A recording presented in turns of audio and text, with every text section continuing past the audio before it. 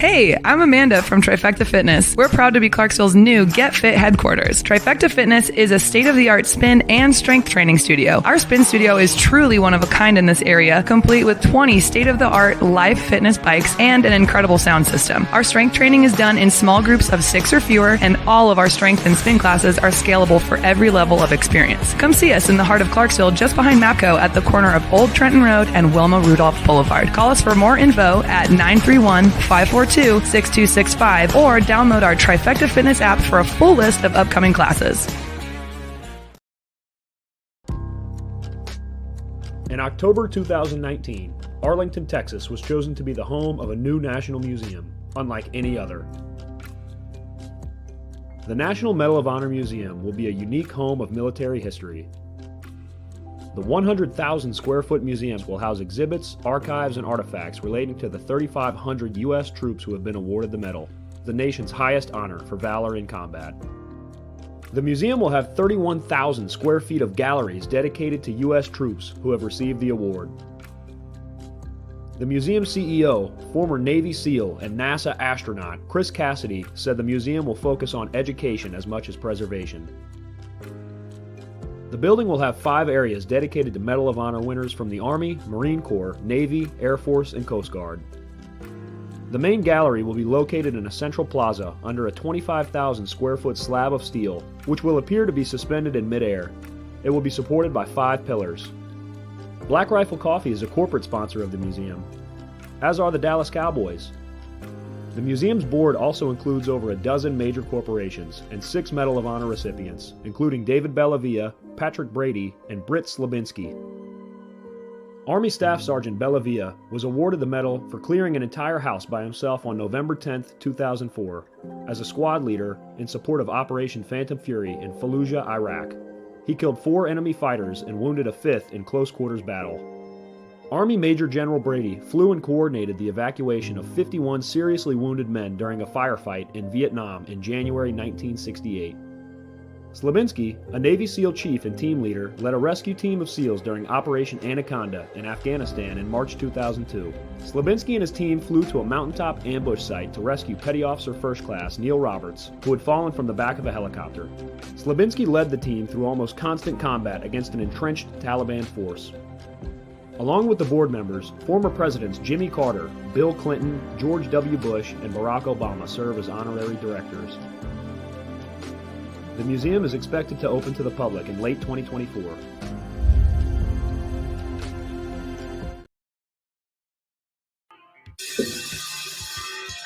All right.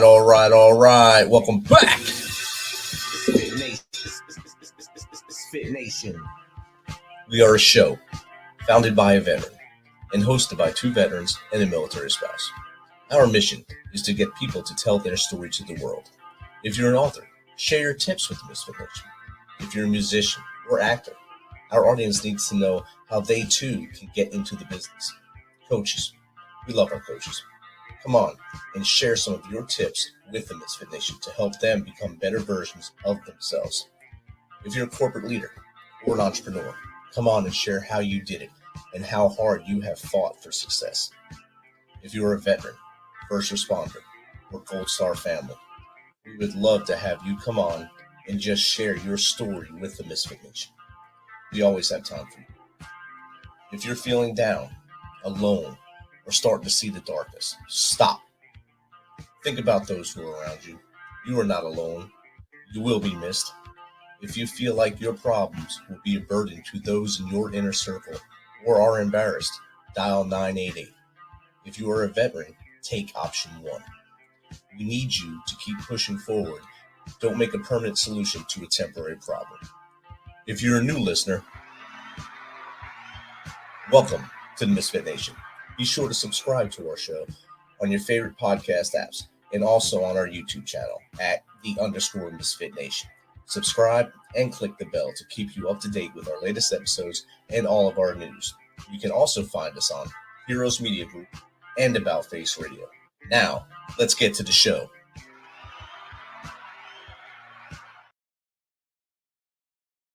All right.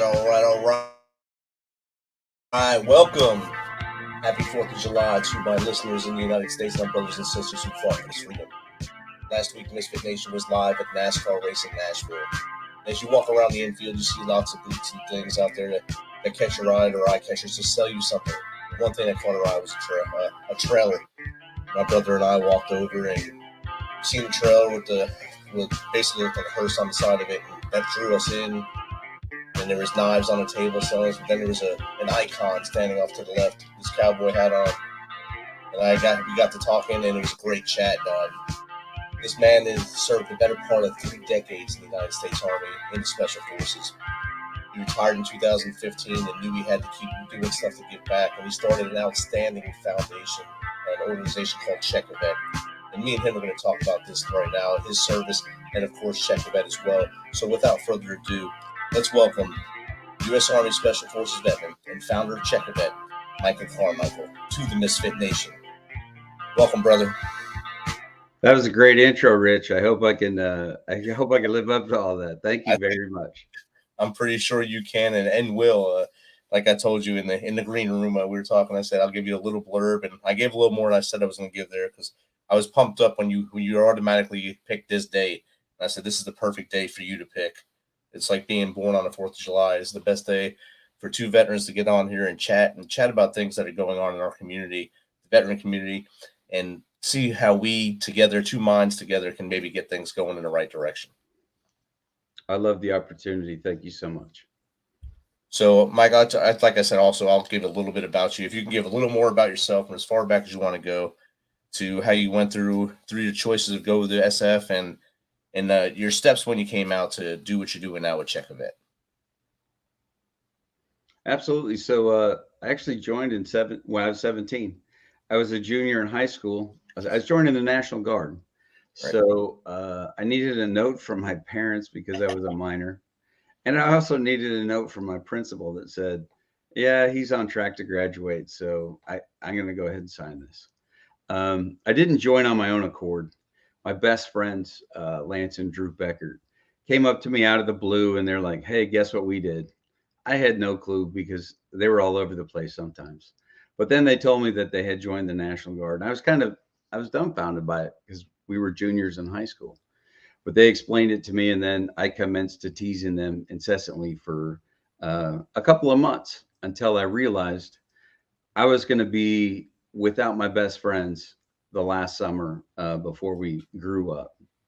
So I ate crow. I talked to my parents, and they were agreeable to it. And I joined the Montana National Guard. That was in 1989. So we went to basic in 89, AIT in 1990 when Desert Shield started. And then we actually graduated AIT when Desert Shield and all of the deployments to Saudi Arabia had already started. So in that, because we belong to the state of Montana, not the United States Army, we got to go home. And I had never seen a basic training or AIT graduation surrounded by MPs, but ours was, because all of these men, I came in combat arms and there was no women then. So all of these men had joined in a peacetime army, but all of a sudden, all of that had changed. So no block leave. Our families were allowed to come in and see us. But then these guys were shipped off to units around the world who were going to war. But me and my buddies got to go home to Montana State. And I'm not from a military family at all, Rich. Sorry about the light. My son's sitting here. So, I mean, I got an uncle who's a tank mechanic, but that's really the depth of my family's service. So when Desert Storm started, I dropped out of college. I went down and I enlisted. I was already MOS qualified to do what I was going to do, and went to Fort Dix, New Jersey, and then went straight overseas to Mannheim, Germany, with a follow-on mission to Kuwait. So that's how I got in. And of course, when I did go active duty, I asked my buddies. I told them, hey, guess what I did? Guess what I did? And then they're like, I don't know what. I told them that I went active duty, expecting them to follow me. I didn't want to be the Lone Ranger there, but I got to, man, you're crazy. What are you doing? So, I mean, my family didn't understand. I felt that was my calling, and it's kind of like was just out at the Travis Manion Foundation, so it's like their motto: "If not me, then who?" We all have a part to play in this thing. Yeah, there you go. So I joined the Army, and I went regular Army in 1991, and went to the tail end of Desert Storm. I was stationed in Mannheim, Germany, and then at the end of my first reenlistment, I'm passionate about the water. I grew up with a pretty rough childhood, and the water really was my sanctuary, because once a year for a week, I would get to go and spend it with my grandparents on the lake. So I wanted to reenlist to be an Army diver, right? And I did the whole packet, which included the Special Forces physical and all of the intrusions into the wrong spots that included. And then as I dropped my packet, they said I couldn't be a 00 Bravo because I was already E5. Wow. So I went in and I'm like, I'm not going to get that intrusion for nothing, right? So I walked. The only other place that you could need that is for Special Forces selection. I didn't really know much. Sure, I saw the movies and saw the postcards and the DFAC and stuff like that, and went in and I said, hey, when can I go to selection? The light will fix itself here in just a minute. So it was like, when can I go to selection? And then the crux of that whole process was the physical. So I dropped my physical on the guy's desk, and he said, well, what are you doing in 3 weeks? So really, without much train up, or, I was a tanker before, so I wasn't used to the rucking and the small unit tactics and all of that. So I went and I finished selection, but actually I was a 21-day non-select. Over, of course, from my end, it was some silly stuff that ended me not getting selected. But then at the end of my debriefing, this captain asked me, did I want to come back? And I very thoughtfully considered that. And I said, yeah, I do want to come back. And it was because of the men that I had worked with, and that I had never experienced that quality of people as I did in selection. So went back second time, stayed with it, stayed operational, did 12 years team time on an ODA, 6 as an enlisted, and then I became a warrant and did 6 more. And, I got to do, with Desert Storm, I did a total of 11 tours in combat. And then near the end of my career, I was actually pulled out, me and 3 other guys from SOCOM, and we were branch detailed to the CIA. And it really didn't look like we were in the Army anymore. So we were blue badged case officers with the agency. So, and that was kind of the 11th tour in combat. That's amazing. Great journey too. I have just graduated military science. I guess 1 and 2. I went to the basic camp at Fort Knox. I went home for like 2 weeks before Saddam invaded Kuwait, and I was with my dad, who was in the military, and he's like, "This means you have to go. You better get ready to go." So we're in upstate New York right now. They don't even know where I am. No one knows where I am right now. He said, "Yeah, you need to be ready to go. You signed a paper. You got to be ready to go at any time." And that's what clicked in my head. And a year later is when I went in reserves and then active duty. So it was all balls rolling at that time. That's great. Great story. And then, of course, after you retired, you've seen the writing on the wall, what's happening in the veteran community, not just from our generation of veterans, but from all the way back to our uncles and grandfathers from Korea and Vietnam as well. As they get older, oh man, they're losing their battle with the demons. And of course, there's a lot within our generation that are doing it too, but different reasons and methodologies. Tell us how you came about thinking about and thought up Check Event. So before I got out, we had about 6 months to transition and figure out what we wanted to be when we grow up. So during that time, I got invited to a concert out near Fort Bragg, and I wasn't doing anything else. So I'm like, I might as well go. So that night, there was a young Marja Marine who was really stressed out. I'd say he was in bad shape, and he presented a flag that he had raised and lowered in Marja, Afghanistan, to one of the guys at the show. Well, that night later on, he completely lost his, composure and extremely upset. And everybody was flocking around him. What's going on?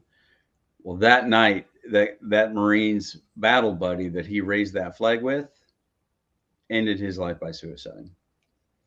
So then, as we went around the room, I wasn't saying anything. I was letting the talent and the management and a used car salesman and the young Marine talk, just kind of as a fly on the wall, like, what are these guys going to come up with?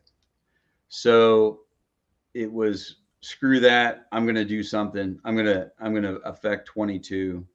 And then, yeah, we can go hunting and fishing and NASCAR and all of these other things.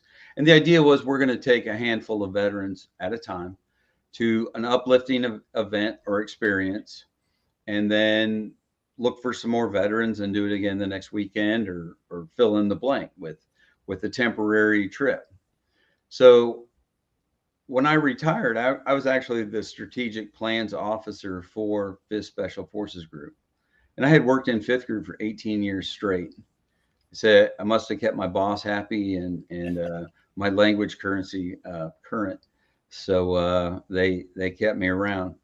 But I say that to attest to, I'm probably the only one in the room that had any idea about a mission statement and an operational approach to get after a mission, if that makes sense. Definitely. So when they finally went quiet, I'm just going to move this back so I'm out of this. Is that okay? Yeah. Sorry about that. I thought of everything except for the setting sun.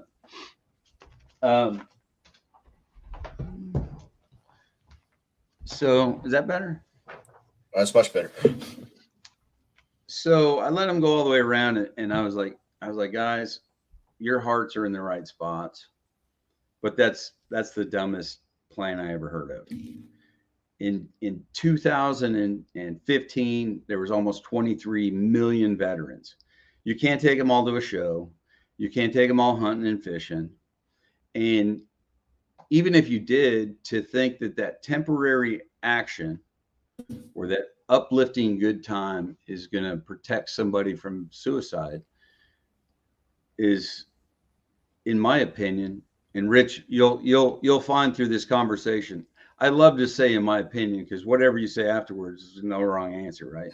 Exactly. So in my opinion, I mean, it can't make a tangible difference in this veteran's struggle with suicide, over the period of time.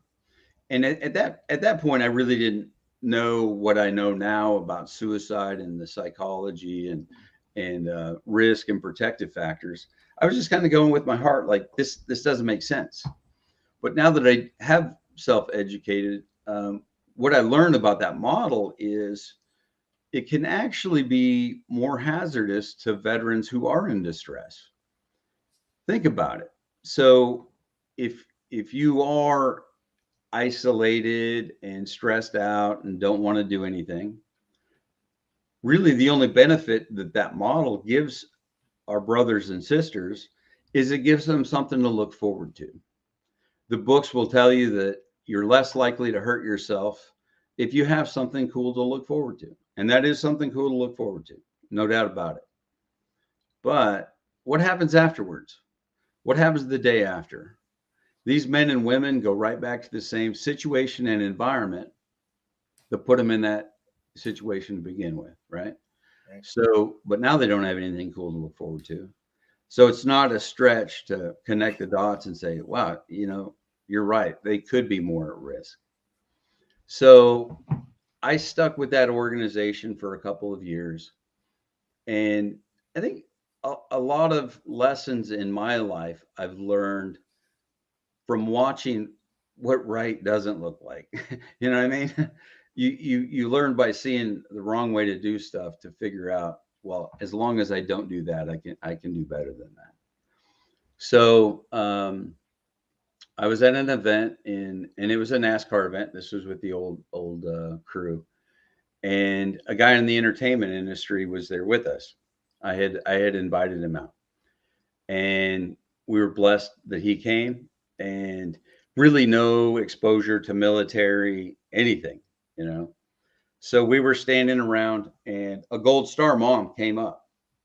Of course, we're gonna straighten up.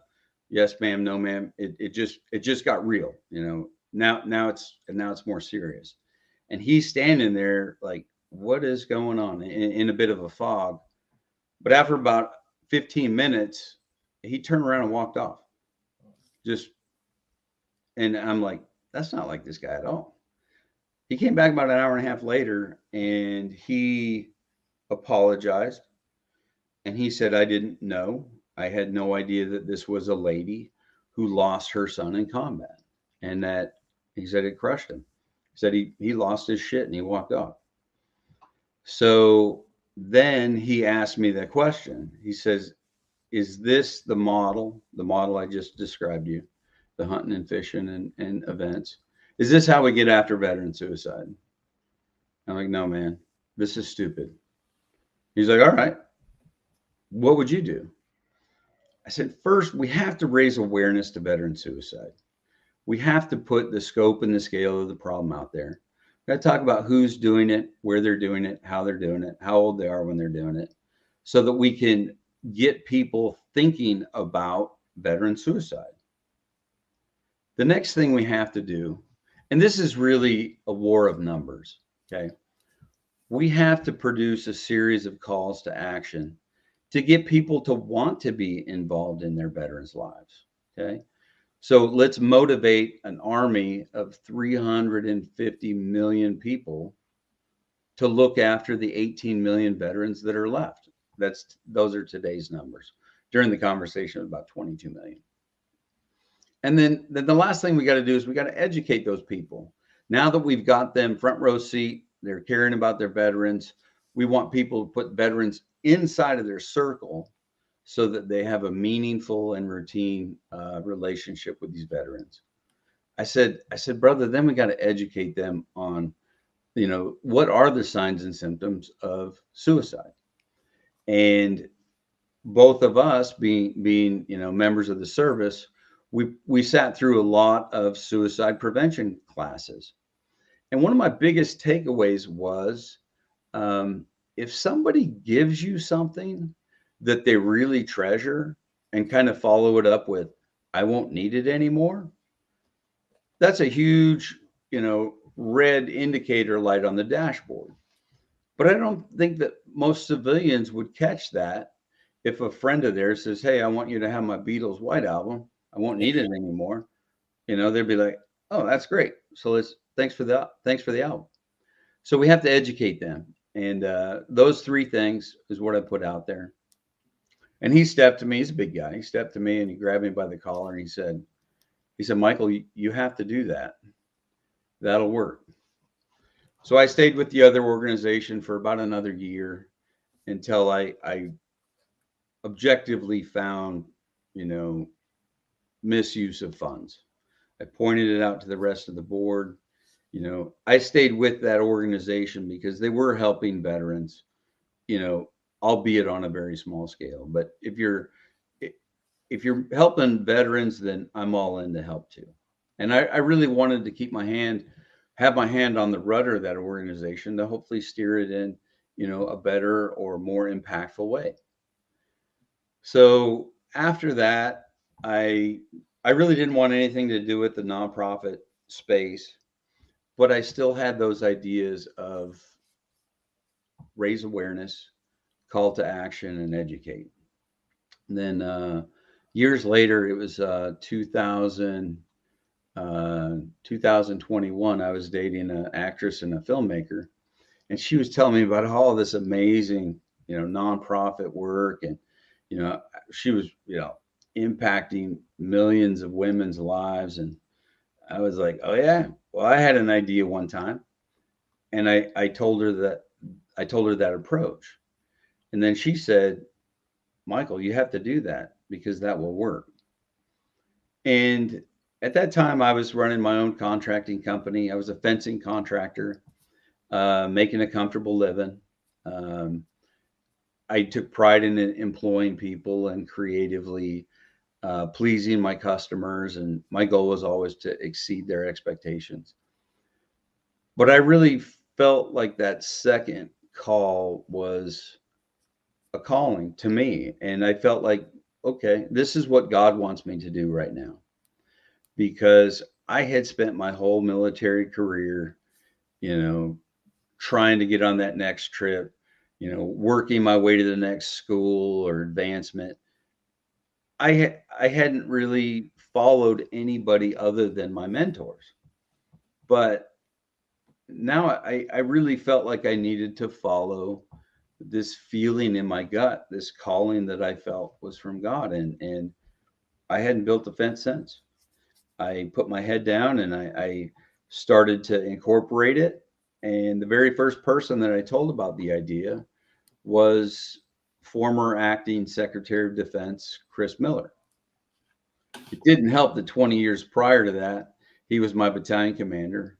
And then years later, while I was in the agency, we had several lines of operations that were crossing. So he knew me then, he knew me now. And love and respect for the guy.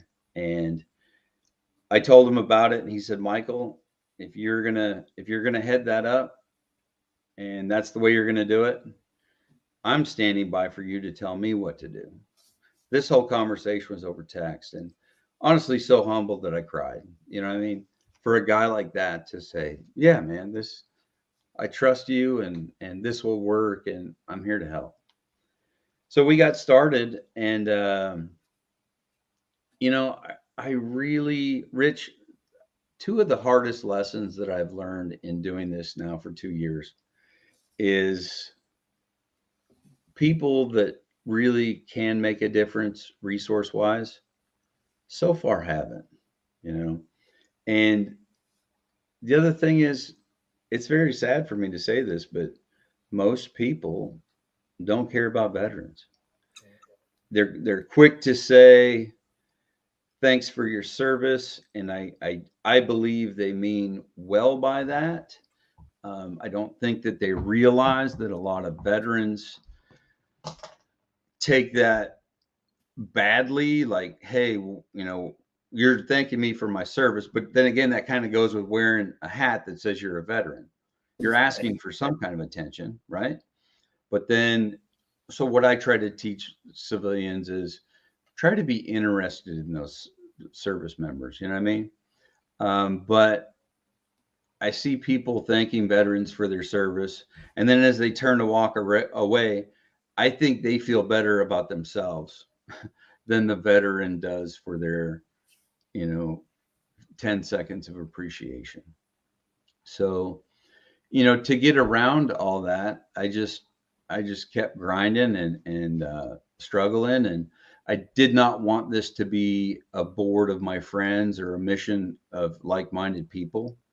So after I got Chris Miller, I reached out to another friend of mine, and she was a psychiatric nurse, psychiatric mental health nurse practitioner. I got it. So, I mean, she was the dean of the college, and then, in academia for years and years, and then decided to finish out her illustrious career right back down in the trenches, talking to me, not me, but talking to my brothers and sisters and trying to keep them safe from suicide. So we've assembled a team, and we came up with an approach, and we've really stuck with that, and just trying to grind and get attention. And whenever I'm on a show like yours, I can't thank you enough, because you're helping me do the very first thing, and that's raise awareness to veteran suicide. And beyond that, in your intro, I love that you have the 988 number and the press 1 as an option. Okay. And I say press 1 as an option because I get it a lot, veterans in crisis who don't want the VA involved or be on a list or whatever. And so I say, well, what if you didn't press 1? You're still going to get to talk to somebody, but you're not going to be in that wheelhouse. You know what I mean? So I think that that's a good option to share with our brothers and sisters, but you're absolutely right. And the procedure is 988. And if you're a veteran, press 1. So just getting out and staying in the trenches. And we've produced a lot of public service announcements. And actually, the very first one, if you've been to our YouTube channel and you've watched one of 22, I think you'll find that it's pretty tough to watch. But I actually wrote that piece during that conversation with my entertainer friend at the NASCAR race. He's like, "What are you going to do? And then how would you do it?" So he loved it, and he's in film. And so that was really the first piece that we did. And I was like, okay, man, how is this going to work? You know, how do we get this out there? And how do we get people to watch it? And he was like, man, if you put that on YouTube, it's going to go viral. People are going to talk about it. It's so powerful that, it can't fail. But if you watched it, maybe you saw, surprisingly how few views that 1 of 22 has. And that really brings me back to the frustration of getting people to care about veterans. I've had people with huge followings on their social media start talking about Check a Vet and sharing and liking our stuff. And they're blown away by the crickets that their shares receive from their friends in their circle. And it's just that, one, I feel like these days, any nonprofit that's associated with veteran suicide, I'm almost like I'm guilty by association by all of the other ones that have come before me and, had difficulties, got into legal trouble or this and that. And for me, there's nothing more important to me than my name and my reputation. So accountability and transparency is absolutely critical to me and to Check a Vet as long as I'm in charge. So on our website, we actually disclose our entire ledger. It's not just the little postcard that the IRS wants me to show. I want people to see exactly where the money's coming and going, and that there is no room for impropriety, because I have to be a good custodian of people's hard-earned money as we get after preventing veteran suicide. You have to. I see a lot of the other big guys, and a frustration that I have is there are other nonprofits that caveat what they're doing with prevent veteran suicide. For example, dogs. I think every veteran that needs a dog should have a dog. But at the end of the day, that nonprofit is on a mission to give people dogs, not to end veteran suicide. Same with houses, same with the concerts and the shows and stuff. That's their wheelhouse. That's what they're trying to do. Check a Vet has actually attracted the efforts of 5 PhDs in mental health, psychology, counseling, and then psychiatric mental health. And if you can get all of those big brains in the same room without a fist fight breaking out, because they are so different, but they're trying to accomplish the same thing, you're accomplishing something. but these people believe in what we're doing and how we're trying to do it. So the three things: raise awareness, call to action, and educate. That's really what our national campaign is. We produce public service announcements that are on our YouTube channel, which is Check a Vet at 365. And we want those to get out there as part of the education piece and the call to action piece. I think the second piece that I wrote was, what is your veteran suicide IQ? And I did that from asking people in my circle, because now I was in it. I was in the game, passionate about it. It's all I do. I work 6-7 days a week, up to 70 hours a week. And this is it. This is my life. So as I try to show people the raise awareness portion of veteran suicide, it'd be like, how many veterans do you think have ended their life, have ended their own life since 9/11? And I think we were in and about between 5 and 20,000. Okay. That was the standard answer that I got. What drove me to write that piece was I asked my psychologist with the VA, who's very interested in what we're doing. I asked him that number. I even told him, to put it into context, there's been 7,000, since December. There's just over 7,000 U.S. service members and contractors who have died in combat since 9/11. So that's let's compare veteran suicide to that. And a PhD working with the VA came back and he said 5,000. So I'm like, oh my God. So let's do a piece that's going to put out there how bad the problems are. And to talk about the number, 2 weeks ago, I was invited to brief the Kentucky State Legislature. They asked for 3 nonprofits to come up. And I accepted the invitation, but I asked to go last because I wanted to see what everybody else was going to say. And in addition to the 3 nonprofits, the state VA reps were there, and the governor's challenged VA reps. These are really the point people heading the state of Kentucky's veteran operations and veteran suicide stuff. And I sat there, and they were using numbers from 2014 to 2017. I'm like, what is this stuff? What are you guys even doing? And part of my brief is, if you Google how many veterans have ended their life by suicide since 9/11, what you'll come up with is 30,177. I even did a commercial on NPR with that, because that's the information that's out there. I literally spent about 18 months before I stumbled upon a spreadsheet on a VA website that was under about 5 other web pages that were fairly confusing. In fact, when I go back to find this and show other people, sometimes it still takes me 10 to 15 minutes to find it. It's like a labyrinth, right?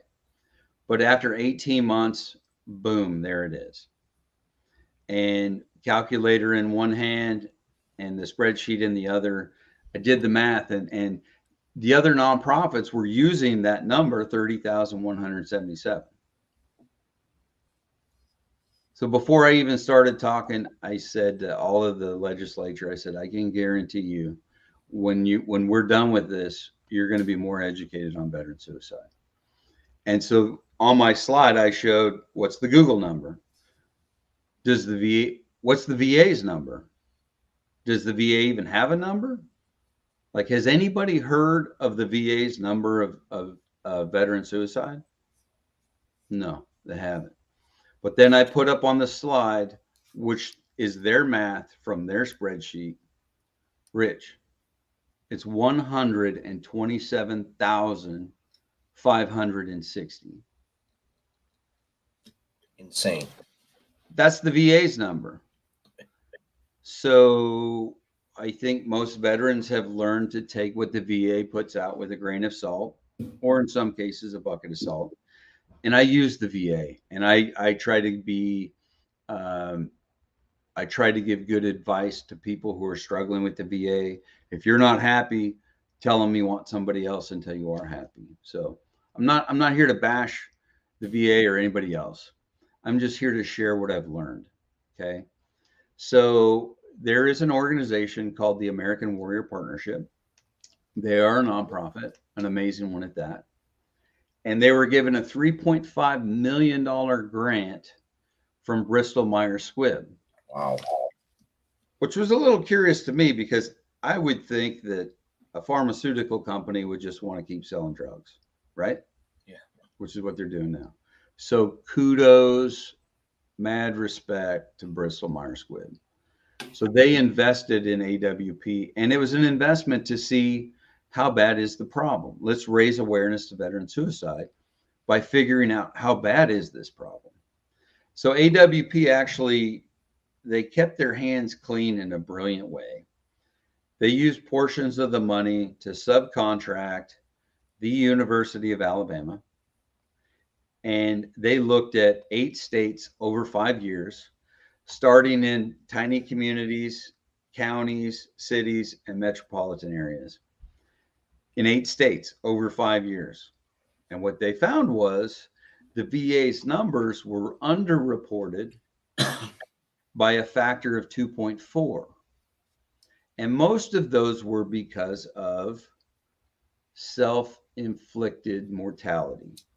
And most of those were drug overdoses. If you kill yourself with drugs, it's not considered a suicide. Even though by looking at the toxicology report, you can see if somebody was trying to get high or swinging for the fence. Are you following me? So underreported by a factor of 2.4. Well, that just turned 127,560 into 306,000. Wow. Then, oh, but wait, it's worse. You know, man, I used to pride myself on being an action guy. And for me and my buddies, we teasingly, and no disrespect to anybody, we call ourselves former action guys. Facts. That's what it is, right? And being an action guy was all about getting the job done, going out on the battlefield or leading men, or, you know, pulling in targets. But Rich, I went from that. I would classify myself these days as a ginormous data nerd. Okay. I just want to know. I want to find things like I found on the VA. I want to read all the stuff. And as I read about Operation Deep Dive and AWP, you know, in their methodology reports, they actually had to exclude portions of veterans. Okay. Because they didn't have all the Social Security numbers that the VA had, nor would anybody share it with them. So how are you going to tell if somebody's a veteran if you don't have their Social Security numbers? Some of those 8 states actually wanted to charge AWP up to $16,000. Yeah. And think about the work that they're doing. This work is for humanity. This work is for national treasure, our veterans. Right. We didn't want to share it. Yeah. And then the worst part was, their worst constraint was before 1973 or thereabouts, the DOD had a very poor record-keeping management system. And as most older veterans will know, there was a huge fire, I think it was in Indianapolis, that burned up a lot of our records. Okay. So AWP had to exclude veterans who were 65 and over. Okay. Because they couldn't tell who was a veteran and who wasn't, even if they knew their Social Security number. So now, what portion of veteran suicides do veterans 65 and over account for? 40%. 40%. So now let's add, and this is my math. This is me looking into the problem and me really trying to wrap my mind around what is it. And that bumps it up to like 388,000 veterans. Wow. There's only 400,000 graves in Arlington. So this problem since 9/11 could nearly fill Arlington, a national cemetery since the Civil War. Wow. Yeah. And when that number came out, the first number, 30,177, it was a Brown University study. I just want to talk to this real quick so that there's no confusion at all. There was a theologian who was writing a paper on mental health and veteran suicide. So in my opinion, maybe he was writing outside of his wheelhouse a little bit because he was not writing about religion. And in this report, it reported the 30,177. But kind of buried in the middle of it is these are post 9/11 veterans. So if you joined the military before 9/11, you don't count. So like if you were one of the leaders into the wars on terror, you don't count. They were only counting the men and women who joined after 9/11. And it was very unclear. So since Memorial Day, Chris Miller actually hired us a PR firm to take advantage of the news cycle and veterans. And man, I probably did 20 interviews, and I'd never turned a single one down. And I never really even cared about what they were going to ask me. Because if I'm not good enough at my job to answer a question about veteran suicide, then I need to do better. But I actually got an op-ed published on Fox News. Wow.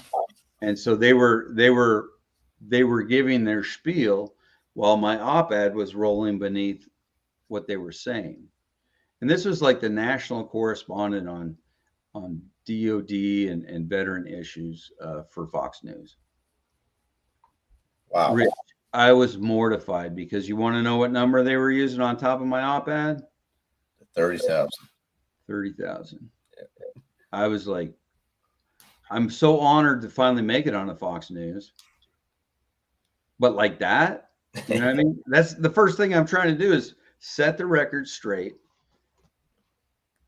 show people what's going on, scare people as to what's going on, teach them what to do, or whatever it takes, whatever I have to do to try to get people involved in veterans' lives and break down that isolation that can tragically lead to suicide. It can be as simple as that. And really, that's the model that worked for me, Rich. As I got out of the Army, I did 26 years. I was in Special Forces for 22 and 11 tours in combat and some time with the CIA. I went from all of that to literally putting a dent in my bed, right? Loss of identity, loss of purpose. We hear those two things a lot. Yeah. The thing we don't hear a lot is loss of that camaraderie. You just spent however long you were in the service, you were a part of a team, right? And now you're not on that team anymore. I didn't want to answer my phone. All I wanted to do was find that next Netflix series with as many episodes as possible so I can, you know what I mean? Disappear. I just wanted to disappear. I wanted to be left alone. I would get super anxious when my phone would ring. I didn't want to talk to nobody. I was isolating. But my neighbors saw that I was absent. They noticed that I was no longer in the circle. So they came over and they checked on their veteran. They checked on a veteran, and that veteran was me. And they didn't announce themselves, and we were good enough friends. They did the 2-second knock and then walked in. They gave me tough love, Rich. They're like, man, when's the last time you cleaned this place up? And if we've seen people who are depressed or suffering from anxiety, I wasn't bathing. The only thing I cared about was getting through the day so that it could be nighttime and then I could sleep like all the other people. Right. So they were giving me tough love. Clean your place up, shave, get cleaned up. But then they were also giving me love, right? Hey, we're going to be back in 10 minutes. We're going to go for a ride on the pontoon boat. And we're going to grab some lunch.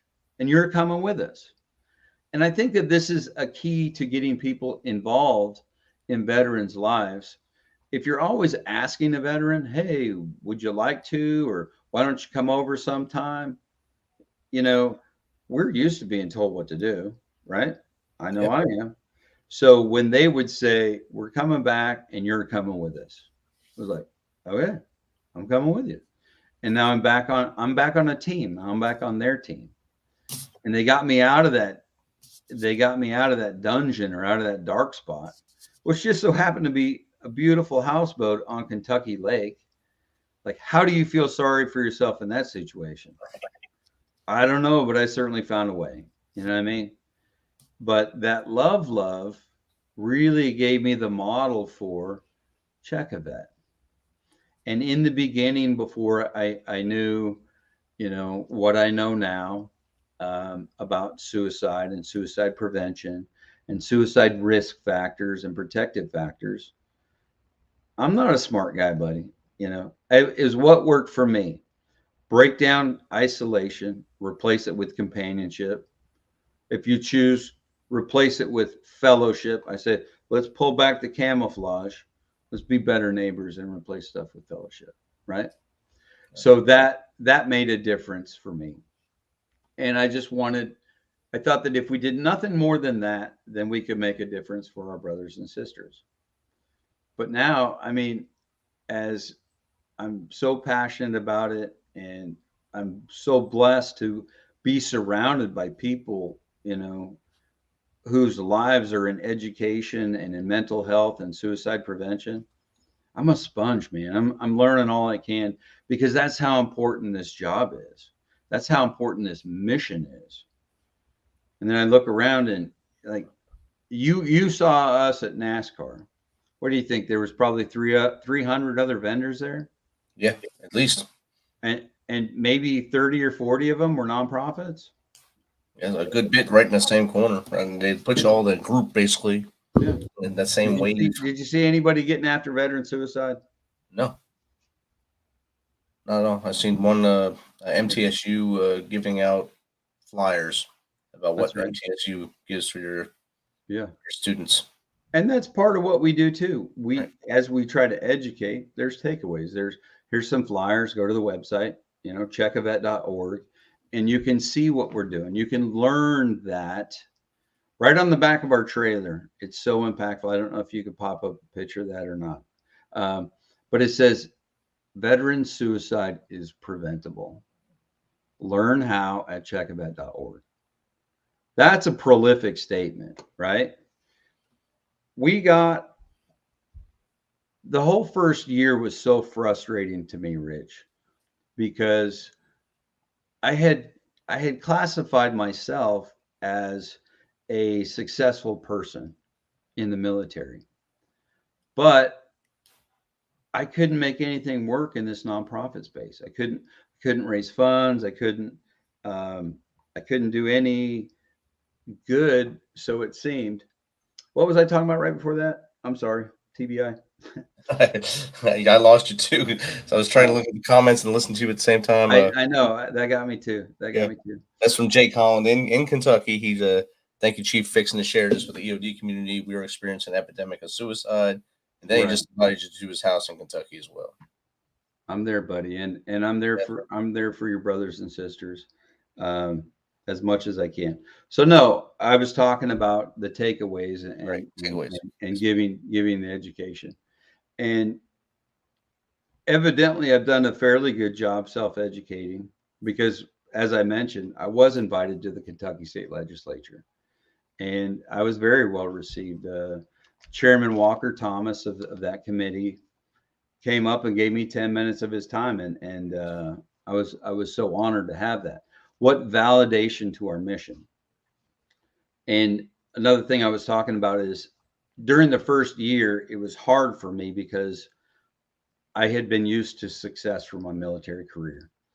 but every wall that I ran into knows, and it was tough. I mean, it was tough to hear that from my friends, to hear that from my family, who I know have money, no help. So Progressive Insurance kept reaching out via email, and I was kind of setting myself up for another no. And an executive called me up and said, "Hey, we heard about you. I want to know more. Fill this thing out." So my motto has always been, I will fly, drive, run, walk, or crawl to anybody who wants to help. So I filled out the paperwork. I thought for sure I was wasting my time, Rich. Thought for sure. But if it could help, I want to tee up some success. I want to tee up some help. So I had been sponsored for a program called Keys to Progress. Okay. And Keys to Progress gives like 100 economical vehicles to soldiers and veterans in need. But then they also give 10 commercial vehicles to veteran nonprofits predominantly, who they feel are doing the right thing. And you have to be nominated to get into the program. You can't just self-nominate, like, dun dun dun, look at all this great stuff that I'm doing. So we got nominated, and I filled out the paperwork. Same guy calls me. He was calling me, and I was like half dodging his calls, expecting more of the same. Seriously, right? How many times can you get punched in the face before it's like, all right, this is hurting now? So I took his call, and he's like, give me your elevator speech. I didn't even make it through my elevator speech, and this guy's like, hey man, this is great stuff. I want to meet you. I want to meet you on November 10th because we're giving you a truck, right? Wow. First, it was a Secretary of Defense. Next, it's the Dean of the college, the mental health college. And now Progressive Insurance believes in what me and this amazing team are doing so much. They gave us a brand new F-250 four-wheel drive diesel, plus an $8,000 wrap, plus a bunch of accessories. But what was even more touching was the big box of handwritten cards from the employees that loved what we were doing. And it's a badass truck if you ever get to see it on the road or at a presentation he's doing. You'll know the truck when you see it. It's badass and very easy to see and not hard to miss. But on the very back of this, I'm so cautious because, man, the last thing I want somebody to do is see what we're doing and get upset and hurt themselves, right? Like, how terrible is that? The gun's blowing up in your face. Right.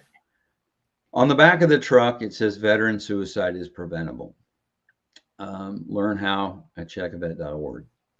So right after we got the truck, we were invited. We did the Nashville Ruck Run, which is Operation Stand Down and Creative Vets. Creative Vets, Rich Casper is a friend. He was the one that nominated us. And thank you again, Rich, if you're listening. And so after that, we got invited to Kid Rock's Honky Tonk. And there was a Green Beret Foundation doing an event there on Veterans Day. And they let us park the truck right out in the middle of the street. Nice. And right on Broadway. You can't do that anymore. We weren't in the middle. We were right in front of the thing. But one of the 10 times that I went down there to look at the truck and make sure I didn't have a ticket or it's got a boot on it or it's hauled off.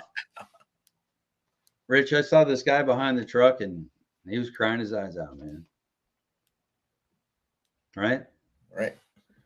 So I went down there and cried with him. And I said, you've lost somebody to suicide, haven't you? And he had lost his brother, who was a veteran. And I said, how does that statement make you feel? Do you agree with that? Do you hate me for putting it on your on this truck? Or how does this make you feel? Because you have suffered this loss. I can't go back in time and change it, but I'm trying to help other people. So how do you feel about that statement? He said, you're absolutely right. I only wish I had done more. I only wish I had answered the phone, given him more of my time, done more, been there more, but I wasn't. And now every day I live in the wake of that tragedy. Wow, right? And suicide being preventable, that's not some guy who came up with a neat idea to try to save, and passion to save veterans' lives. That's not me saying that. It's the World Health Organization. It's the CDC. It's the VA. It's anybody with a mental health diploma who's opened a book, and that's the way they talk about suicide. They look at each suicide as an individual act, and it's preventable. You just have to have a strategic approach and care and be involved in that person's life. It's really important. So, that's what we're doing, and we're grinding. Last year we got invited to Sturgis. It was our first really big event. There's between 5 and 700,000 attendees at Sturgis. And and of those, a really big portion of those are veterans. But what's unique about Check-A-Vet is, yes, we want veterans to do the right thing. And most of the time we already are. But our targeted demographic is people with veterans in their lives. So really, I'm trying to get after the guys that came to these events, NASCAR, fill in the blank, Sturgis, whatever. I want to educate them. I want to call to action them. I want to get them more involved in those veterans' lives. So by doing those big events, like you saw us at NASCAR, NASCAR's got 35 million fans worldwide, and self-reportedly, they say 40% of them are veterans and service members. Let's pause and go back to the raise awareness piece. We already talked about a number. How many people are doing it? Up to 388,000. Probably at least the 306,000 that AWP came up with. But who's doing it? Male or female? 90% of veteran suicides are by men. How old are they? Because as I study this and as I learn new things about it, one of the biggest aha moments was I really thought that veteran suicide was more younger veterans accounted for more suicides. So they have a little bit higher rate. When you say rate of suicide, that would be how many incidents of suicide there are in a population of 100,000. Okay. So there's, by the VA in 2020, it was like 34, whereas right behind them is 32. So is there a ginormous difference in the rate? No. Veterans 35 and over account for about 86% of veteran suicides. So we're talking older men. Now let's talk about demographics. I think it's about 90% of veteran suicides. This is young and old. 90% are men, and they're white. So I've explained this to some people, and they want to ride a racial divide as to what we're trying to accomplish. Like this message is for everybody, but in unraveling falsehoods or false narratives, we have to know who's doing it. It's older white males. Where are they doing it? Predominantly in rural areas. Look around Kentucky, right? Most places that NASCAR goes is surrounded by a rural area. And then how do they do it? It's firearms. Over 62.5% of veteran suicides are by firearms, which in my opinion is a knee-jerk reaction by not just this administration. It's the VA's approach to preventing veteran suicide. Their number one priority is lethal means safety. Lock up your guns. And I think, I'm not a really good public speaker. I probably get a little better all the time, but I do understand, know your audience, right? And when you start telling veterans, hey, I'm going to take your guns away. You need to take your guns away from yourself. You need to lock it up. You shouldn't trust yourself with a gun. I think you lose your credibility with that audience because you don't understand the veteran culture. Okay. Guns are a part of what we do. It was our job. And for a lot of veterans, they cling to their guns, and whatever it takes to not have their guns taken away, that's what they're going to do. So I love analogies. And I think being a skydiver and a military free fall guy, I kind of liken this priority one is locking up your guns to me jumping out of an airplane from 25,000 feet and setting my parachute on top of a ladder just above the ground, thinking that I can put it on before I hit the ground, right? The time to think about veteran suicide is not when our brother or sister is reaching for the gun. You have to get upstream about it. You have to figure out, like you saw in the Skyline video, suicide is not the problem. And I love to have that discussion with older psychologists because they're so ingrained in what they've taught, what they believe. And just follow me for a second. Suicide's not the problem. Suicide's a symptom. The problem is whatever the thing is that's stressing that veteran out, be it addiction, be it financial struggles, relationship, legal, health, fill in the blank. Figure out, get involved in your veterans' lives. Figure out what's stressing them out. If you get after that and you treat that and you help them find help to address that, then the suicide never happens. It's a symptom. So change the way we look at suicide. What? Yeah, it is preventable. You just have to figure out what you're doing. And then again, to talk about guns. Yeah, I know the data. I know the facts, the VA's facts, the CDC's, all that. But as everybody, in that veteran suicide, government wheelhouse is saying, lock up your guns. I love to have this conversation with him, Rich. I'm like, the worst state in the nation for veteran suicide the last 2 years is Wyoming. The state of Wyoming has a veteran suicide rate of 80. According to the CDC, the civilian rate is about 13.5. 80, right? So what if I could tell you about a population of people in America that spans east to west and north to south, border to border, with a suicide rate of 90. And oh, by the way, I can pretty much guarantee you that not one of those suicides was done with a firearm. You could see smoke coming out of their ears, like, not possible. It is possible. It's the incarcerated population of America. Okay. If somebody decides that they're going to hurt themselves, a gun is just an easy way out. And I understand and I agree with putting time between somebody who's stressed out. The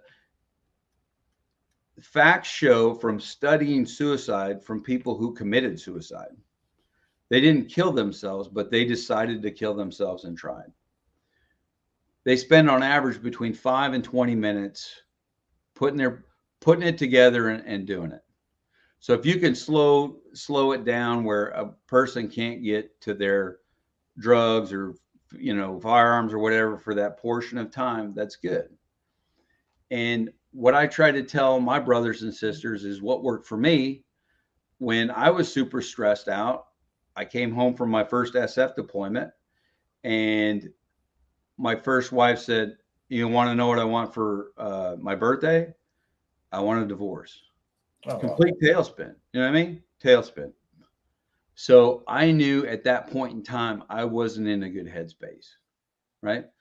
So if we feel like we're not in a good headspace, let's protect us from the thing that we might hurt ourselves with. I put all my guns in my safe. I locked it and I tossed the key in the backyard. I knew where it was. They were still mine, but I didn't have that impulsive availability to it when it really mattered, right? We don't have to leave our guns locked up all the time. But man, if you're struggling with something, be smart and protect yourself in so many different ways.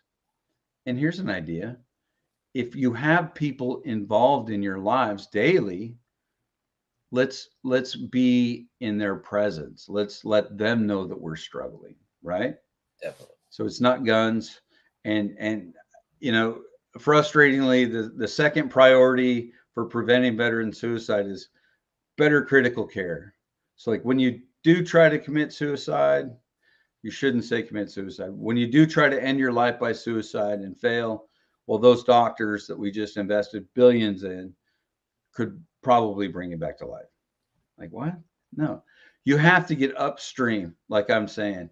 You have to figure out that risk factor that's stressing somebody out and strategize how to turn it into a protective factor. That's what it's all about. Definitely. And you laid a lot of knowledge on the audience tonight. And I had to leave About Face Radio, sent them a message, tell them to jump on YouTube so they can still see it. But Right. you have put a lot of knowledge out to veterans and first responders that listen to the show. That's the majority of the audience. And I think what you're doing at Check a Vet is paramount to stopping this epidemic that we have right now. This is worse than anything that the news made out of COVID. This is way worse than that. And when this all came out, the 22 a day, it was really the Vietnam veterans that were making that number that high at that time. And a lot of people didn't want to recognize that. And I'm glad that you put that out right away. And that's one of the first things me and you talked about at the racetrack was the age and the demographics of those who were losing. And it's the older white males. And it's amazing the work that you've put into this in just, you said 2 years, right? In 2 years, you put so much time, effort, and data mining. Like you said, when I was in service, I hated data. I hated having to do any reports. But now I kind of do data because I know it's needed. You need to have data. You need to give numbers to people in order for them to understand. A lot of people need that picture with numbers. And I'm so grateful that we were able to have this conversation and have that conversation at NASCAR last week. Jake Holland chimed in after you said that when you came home and your wife has said, "What I want for Christmas is divorce." He said, "Feel your pain." Had 2 wives that did that to him. So, but he's still with us. And he's landed on his feet with his current wife, Mickey. And she keeps him grounded, I believe, keeps him grounded, keeps him from causing harm to himself, doing anything dumb. But again, Michael, thank you for coming on. And what's a great way for people to get in contact with you or the organization? Hey, go to checkavet.org. I hope I've generated some interest in what we're doing. Go to checkavet.org. Don't believe me. Go and look for yourself. If you believe in what we're doing, help us out, because the greatest idea in the world, without the resources to share it and the resources to implement it, just ends up being the greatest idea in the world stuck on a web page somewhere. Definitely. And also go to our social media, like us and share us. That is the generation that we're in. So help us raise awareness. But then be on the lookout, because we have an initiative right now to prevent veteran suicide at the community level, which is really where we're going to make our biggest inroads. And that's a peer-to-peer style support group for veterans struggling with suicide. Think about how effective AA is for addicts, right? It's the same thing. It's not just going to be for suicide. It's really bringing veterans together, but also an Al-Anon style meeting. And we're hoping to create a proof of concept in Western Kentucky. And once we build it, I want to give it to everybody. Give it to the state. If they do well, give it to the nation. But I think that having that base of support around our veterans, 365, whenever they need it, they've got it. So that's our biggest initiative that we're working on now. while we're still doing the national awareness piece. And I'm so thankful for you. I know we're a little long. I'm so thankful for you, Rich, for having us on. And whenever you would like to talk more or talk about other things, I'm always available to you. Heck yeah, I'd like to invite you to come back on Veterans Day week, one of my 3 shows that week, to see where you are that week and maybe get a little deeper into this, get more people involved. Oh, that's great, because we certainly do need the help from a resource standpoint, but it'll come. It'll come. I'm sure it will. Again, thank you for taking some of your time on this Independence Day to hang out with me instead of going and watching fireworks. I do love fireworks. You have a good one, Michael. Hey, God bless you. I really appreciate you, Rich. Thank you, brother. Yeah, bye. Thanks for checking us out and being a part of the Misfit Nation. Don't forget to visit our website at themisfitnation.com. That's themisfitnation.com to catch up on all of our episodes and also to get some of that great Misfit Nation gear. As always, be humble, stay hungry, and keep hustling, because we are